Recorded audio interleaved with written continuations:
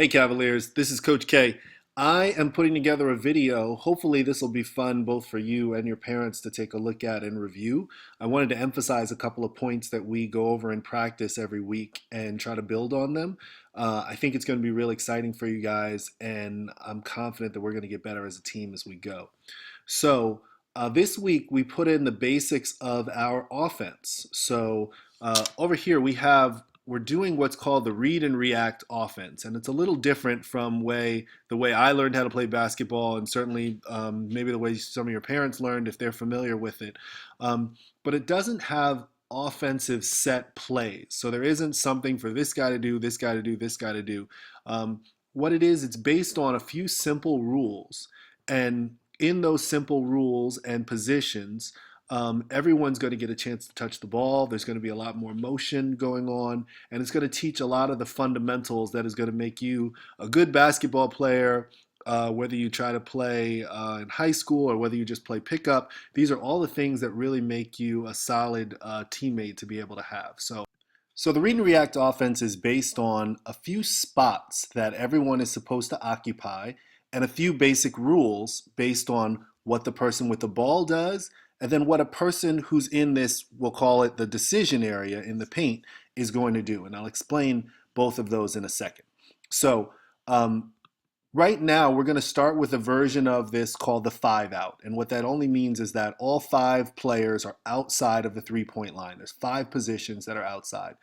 Later on, we might go to a 4-out, which has one player occupying a position inside and the other 4 players outside. There's even a 3-out version, but we're going to start with the 5 to make sure everyone understands what's happening, right?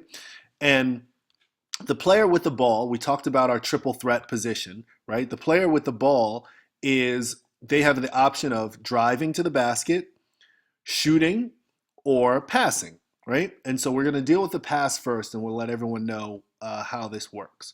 So let's say that 3 has the ball, and I just ordered them in this order, 1, 2, 3, 4, 5, so that you can begin to see the rotation and how everybody gets a chance to get the ball, and we'll be moving around positions. So rule number 1, when you pass, everyone who gives the pass must cut. So let's say 3 comes down with the ball, and he passes to 2, right?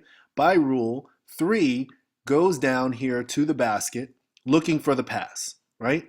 If 2 sees him open, give him a bounce pass, he gets a layup. Awesome, we did our job. Everybody goes back and plays defense, right? That's a little too easy. It's probably not going to happen that easily. So 3 goes down here. Now everyone else reacts to what 3 did, which is pass to number 2. So the rule is that everyone fills in the hole closest to the ball. So 4 comes up, fills in this hole here at this position. And then 5 moves into the position where 4 was.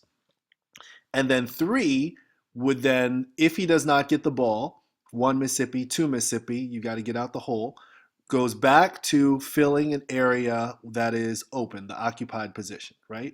So now 2 has the ball. 2 has this same option, and for now, let's just say he passes again. So 2 passes the ball over to 1, right? 2 basket cuts. If he's open, great, give him the ball. If not, 4 fills in close to the ball. 5 up to the top. 3 fills in this position. 2 comes in over here, right? So now you see the rotation, and all of a sudden we're getting mixtures of what to do with the ball, right? What we want is to make sure that you guys are only passing 1 pass away. So I don't want 1 to try to throw the ball all the way over to 2 or reverse it or something like that. So it's 1 is going to either drive to the basket or they're going to pass back to 4, and there's going to be a rotation there, right?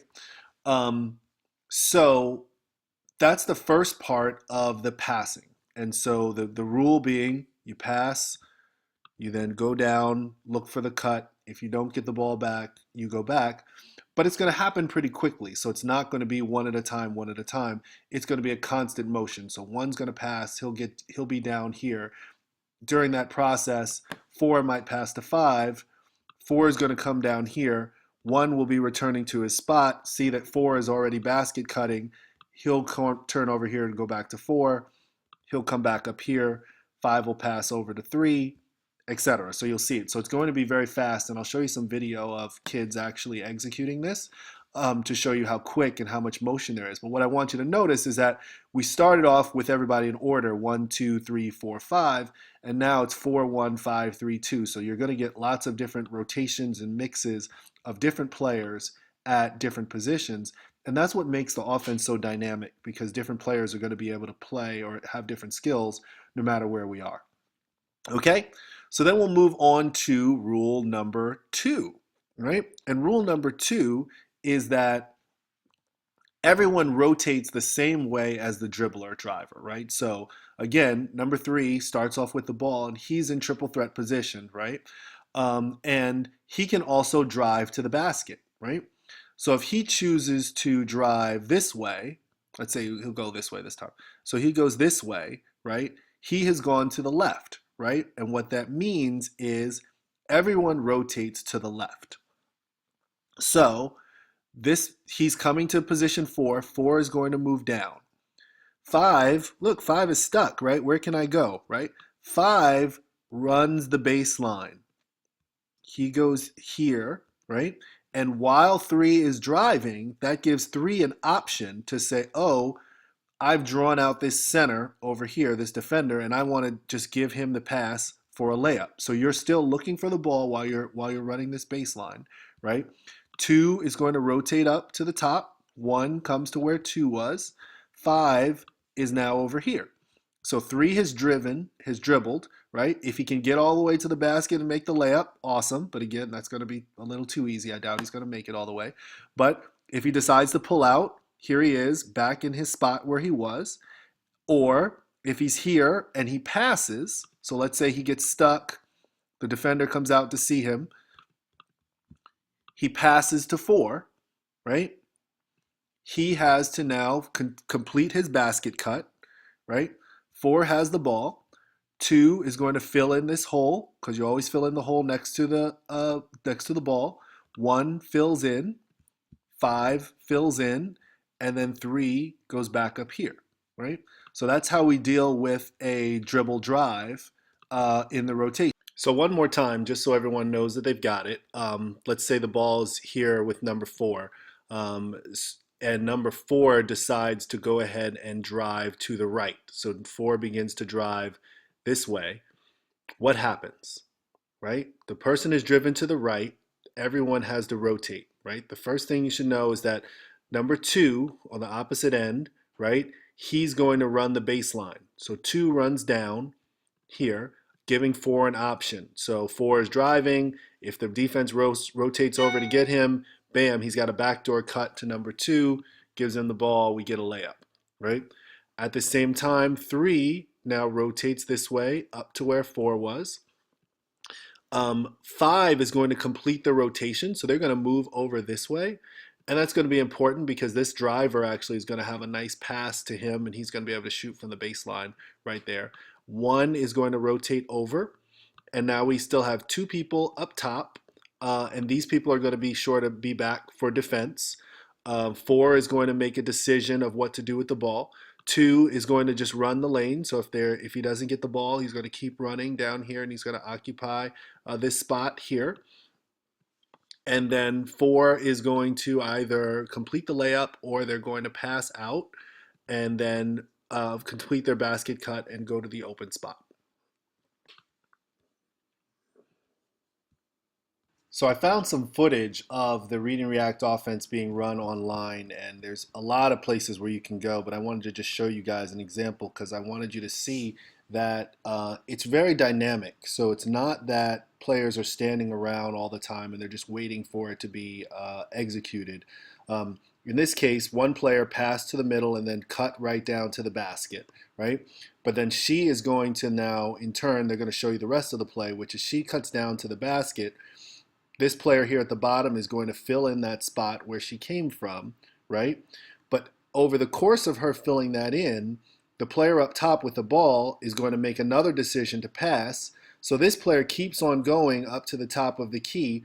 This player comes around, normally would have gone to this spot, now goes to the second spot. So you can see it's a constant motion offense where if the pass isn't there, the person who's down in the paint is coming out, but they're constantly running around. So it's not just one player making a pass, another person making a cut, and everyone moving. It's a constant weave motion where all five players are involved in the offense all the time.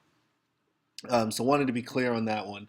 And yeah, so this is the first version of our 5-out offense that I'm hoping that we can begin to run. We're going to practice it again next week. We're going to go over the tenets and we're going to get better at it. And I'm really excited about being able to have it. All right. So before we go, I've got one more tenet that I wanted to make sure that everyone understood because I didn't put in a defense, right? But let's say you're playing against a defense here, and I'll set them up very similar to our 2-3 zone or 1-1-2 if you're a shear. But here's our zone, right? And what's going to happen is teams are going to begin to play when they see all five of us outside, they're going to begin to put more people on the outside, right? So let's say they go to a 3-2, for instance. And as these players get in the passing lane, so they're going to be told, hey, you anticipate this pass, get in this passing lane. You anticipate this pass, get in this passing lane, right? We don't want this person to be making skip passes over here and over here. We're not quite ready for that yet. So they're going to begin to know, okay, you're going to either pass here or pass here, and they're going to be in the lane, right? So we don't want the offense to become static, and there's this thing called a read line, right? And so this 3-point line over here is going to serve as our read line, right? And so if the ball handler has the ball, and if this man steps over the read line, right? So he's going to play in this lane across from the 3-point line, then this player immediately is going to give a fake and then make a ball cut, right? He's going to make a ball cut and hopefully there's a bounce pass here to that individual. But every time they come and reach over that line, we're going to make a cut and penetrate in underneath in order to prevent them from playing in our passing lanes and disrupting our play. So he gets the pass again. So he's also made a pass, so he's going to make a ball cut as well. And then 4 is going to rotate up to the top. 1 is going to rotate up to the top. 5 is going to rotate up to the top. And 2 is either going to complete the play, pass to 3, or pass it out and then go and fill in their position. Okay, so again, if that's the play. Otherwise, if 1 makes this cut, 4 doesn't pass to him, then 2 rotates around, and now hopefully he's going to be open and he's not going to be in the lane anymore. He's not going to be in the passing lane anymore. If he is, then 2 comes down and makes this cut. If this person is still out here, then 2 will make the cut, and there'll be a pass there to that person, right? So that's how we get around the pressure, and that's one of the only other decisions that happens where you cut without the person with the ball making the decision and everyone else reacting to them. So